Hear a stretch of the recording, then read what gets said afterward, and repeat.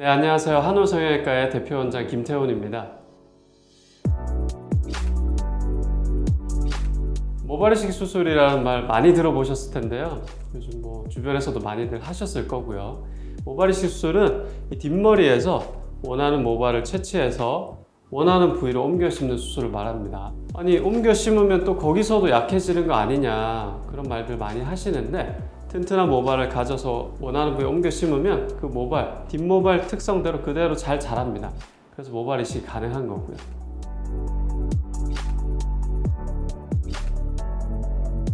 모발 이식은 어느 부위든 다 가능합니다.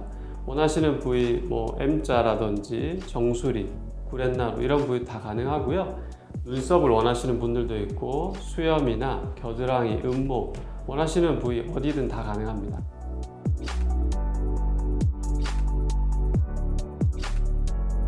모발 이식을 제일 많이 진행하는 부위는 역시 헤어라인이고요. 헤어라인 다음으로 정수리 정도 되겠습니다.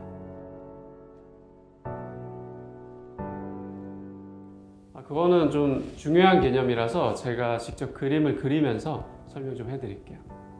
먼저 두피가 여러 가지 층으로 이루어져 있거든요. 그거를 제가 50도로 좀 그려보겠습니다.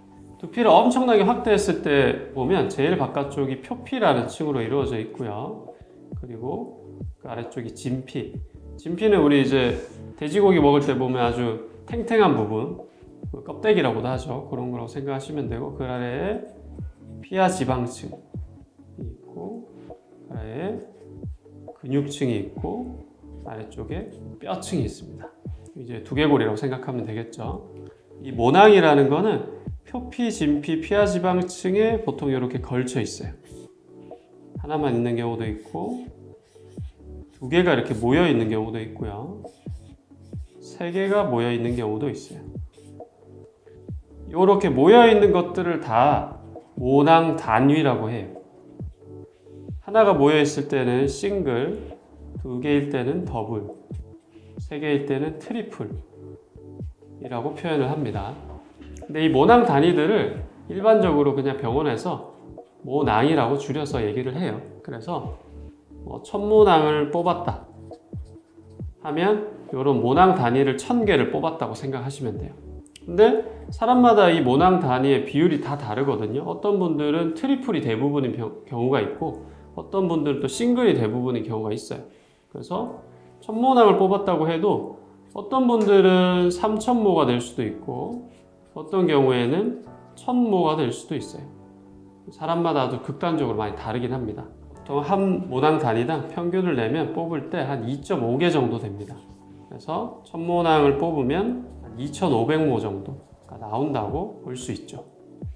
반대로 내가 2500모를 수술한다고 했을 때 내가 싱글이나 더블이 대부분이면은 조금 1000모낭보다 더 뽑아내야 되겠죠. 예를 들면 1300모낭 정도를 뽑아내야 2500모가 될 거고요.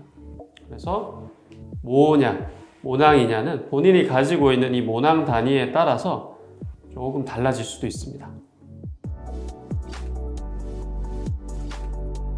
그라데이션 이식이라는 거는 보통 여성 헤어라인에서 많이 쓰는 방식이고요. 처음에는 최대한 가는 모발을 심다가 안쪽으로 갈수록 점점 두껍고 여러 개의 모발을 심는 방식이에요.